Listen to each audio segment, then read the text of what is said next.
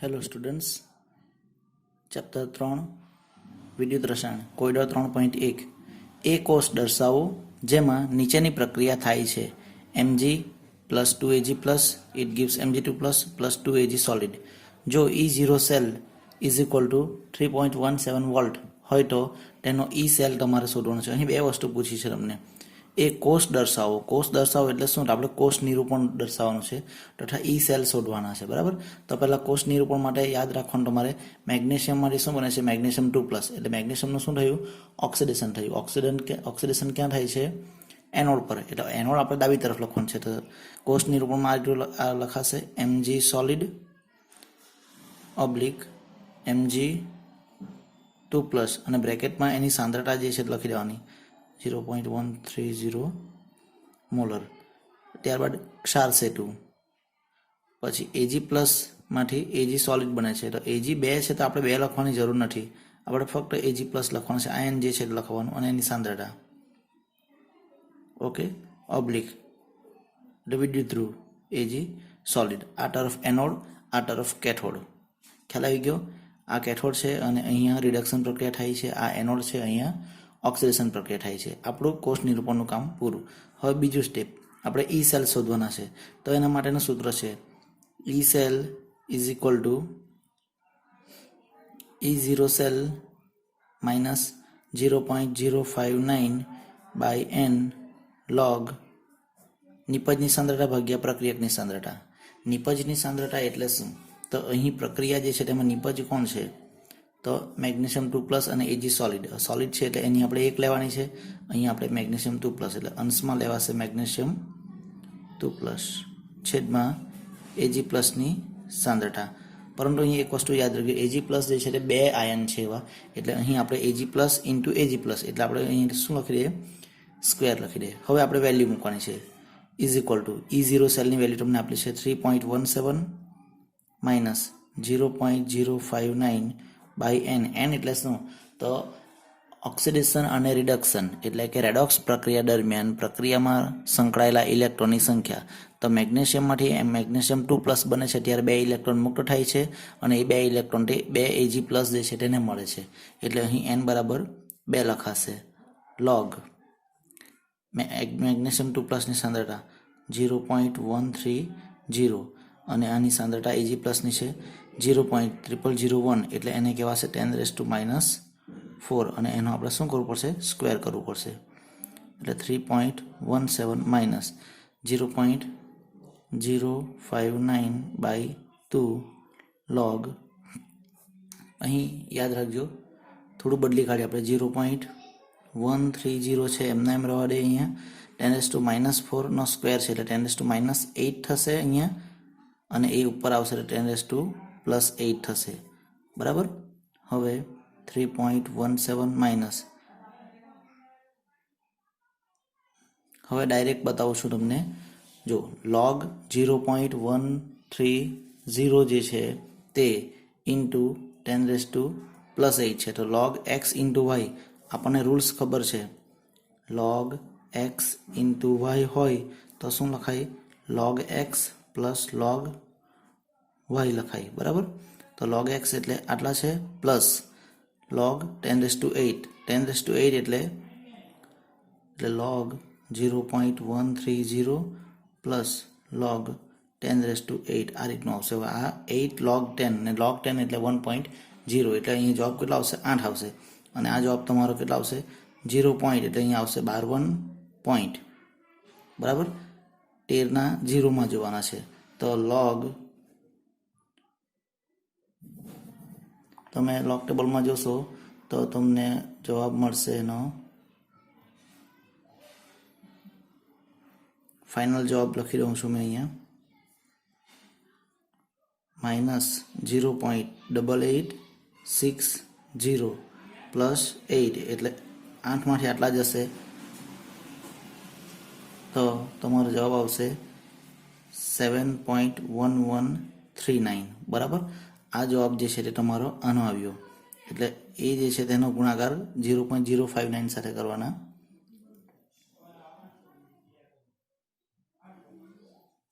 જે જવાબ આવશે તેના ભાગ્યા 2 કરવાના. તો તો તમને જવાબ મળશે 0.2098. 3.17માંથી આ જવાબ જે છે તેને બાદ કરવાનો તો જવાબ તમને મળશે 2.9601 અને આટલા તમારા વોલ્ટ મળશે ઈ સેલ બરાબર. ઓકે, તો આ રીતે તમારે પહેલો દાખલો ગણવાનો છે. ખ્યાલ આવી ગયો છે? ઓકે, કોયડો 3.2 copper solid plus 2Ag plus it gives copper 2 plus 2Ag solid. આ પ્રક્રિયા જે છે તેના માટે સંતુલન અચળાંક આપણે ગણવાનો છે અને આ પ્રક્રિયા જે છે તેના માટેનો E0 સેલ પ્રમાણિત કોષ પોટેન્શિયલ 0.46 વોલ્ટ આપેલા છે. સંતુલન અચળાંક અને કોષ પોટેન્શિયલ માટેનું સૂત્ર છે અહીંયા જો સંતુલન છે. સંતુલન એટલે શું? તો રિડક્શન એનોડ અને રિડક્શન કેથોડ બંનેનો પોટેન્શિયલ કેવો હોય છે? સેમ હોય છે. બંનેનો પોટેન્શિયલ સેમ હોવાના કારણે તમને ઈ સેલ જે છે તે કેવા મળે છે? સંતુલનના કારણે ઈ સેલ બરાબર 0 મળે છે. તેથી આપણા પર સૂત્ર બનેલું છે E0 cell is equal to 2.303 RT upon NF into log નિપજની સાંદ્રતા ભાગ્યા પ્રક્રિયકની સાંદ્રતા. પરંતુ તે તમારે અહીં કેસી લેવાના, સંતુલન અચળાંક કેસી, અને આ કેસી આપણે શોધવાના છે. બરાબર, અહીં આરની વેલ્યુ વાયુ અચળાંક 8.314 જૂલ પર કેલ્વિન પર મોલ લેવાના. ટી ટેમ્પરેચર સામાન્ય 298 કેલ્વિન. એન સંકળાયેલા ઇલેક્ટ્રોનની સંખ્યા, તો અહીં કોપરમાંથી કોપર 2+ બને છે, એજી પ્લસમાંથી એજી બને છે. કોપરમાંથી કોપર 2+ બને ત્યારે 2 ઇલેક્ટ્રોન મુક્ત થાય છે, તે 2 ઇલેક્ટ્રોન એજીને મળે છે, એટલે એન બરાબર 2 લઈશું. એફ બરાબર 96,500ના બદલે 96,487 કુલંબ પર મોલ લેવાના. E0 સેલની વેલ્યુ તમને અહીં આપેલી છે. તો લોગ કેસીને કરતા બનાવી દઈએ. તો log KC is equal two, એટલે લોગ કેસી અહીંયા છે, આ તરફ લખીએ તો NF જે છે તે E0 સેલ સાથે ગુણાશે. એટલે અહીં લખી દઈએ આપણે E0 cell into N into F is divided by 2.303 R into T. આ બધી વેલ્યુ જે મેં જણાવી છે તે અહીં આપણે મૂકી દઈએ. E0 સેલ તમારા 0.46, N 2 96,487, 2.303, આરની વેલ્યુ 8.314 અને ટેમ્પરેચર 298 કેલ્વિન. બરાબર, તો તમને લોગ કેસી જે છે તે ગુણાકાર કરતા મળશે. ગણી લઈએ આપણે 0.46 ગુણ્યા 2 ગુણ્યા 96,487, જવાબ આવે તેના ભાગ્યા 2.303 કરવાના. પછી જે જવાબ આવે તેના પાછા ભાગ્યા કરવાના છે 8.314 કરવાના. જે જવાબ આવે તેના પાછા ભાગ્યા કરવાના છે આપણે 298.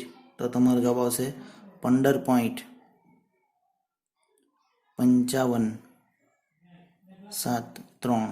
3 પછી 7 છે એટલે અહીં આપણે 4 કરી દઈએ. ઓકે, આ શું આવે છે? તમારા લોગ કેસી સંતુલન અચળાંક જે છે તે આવે છે. બરાબર, માટે કેસી બરાબર શું લખાશે? તો એન્ટી લોગ, લોગ જમણી તરફ જશે તો એન્ટી લોગ ઓફ 15.5574. ઓકે, હવે તમારે લોગ ટેબલમાં જોવાનું છે 0.55ના 7માં અને 4માં. લોગ ટેબલમાં તમે જોશો 0.55ના 7 અને 4. 7માં જે વેલ્યુ હશે તે અને 4માં જે વેલ્યુ હશે તે. બરાબર, એ બેનો સરવાળો કરી દેશો તો તમને જવાબ મળશે 392.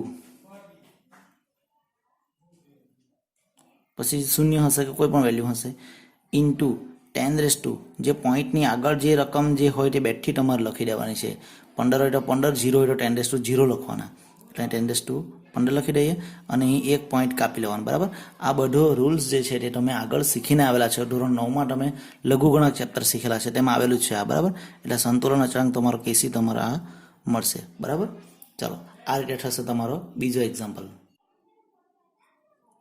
ઓકે, કોયડો 3.3 ડેનિયલ કોષ માટે. ડેનિયલ કોષ એટલે ઝીંક કોપરનો. બરાબર, પ્રમાણિત વિદ્યુત ધ્રુવ પોટેન્શિયલ E0 સેલ તમને આપેલા છે 1.1 વોલ્ટ પ્રક્રિયા છે તેના માટે ગિબ્સ ઉર્જા, પ્રમાણિત ગિબ્સ ઉર્જા એટલે ડેલ્ટા G0 જે છે તે તમારે શોધવાના છે. તો આના માટે આપણા પર સૂત્ર છે delta G0 is equal two -NF E0 cell. E0 સેલની વેલ્યુ ખબર છે, F એટલે ફેરાડે અચળાંક 96,487 કુલમ પર મોલ, N એટલે પ્રક્રિયા દરમિયાન સંકળાયેલા ઇલેક્ટ્રોનની સંખ્યા. ઝીંકમાંથી ઝીંક 2+ બને એટલે 2 ઇલેક્ટ્રોન મુક્ત થાય, એ 2 ઇલેક્ટ્રોન કોપર 2+ ને મળે, એટલે અહીં N બરાબર 2 લઈશું. બહુ ઇઝી દાખલો છે.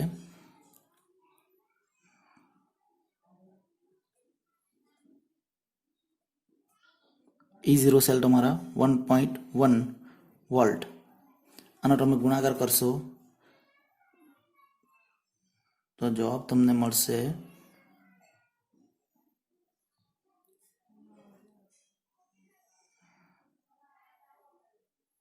21, 22, 71.4. કુલમ્બ ઇન્ટુ વોલ્ટ એને કહેવાશે જૂલ પર મોલ. ઓકે, તમારો જવાબ આવશે 212.27 કિલો જૂલ પર મોલ. આ થાય તમારા ડેલ્ટા G0. બરાબર, એટલે આ રીતે ગણાશે તમારે ગિબ્સ ઉર્જા ડેલ્ટા G0. ઓકે.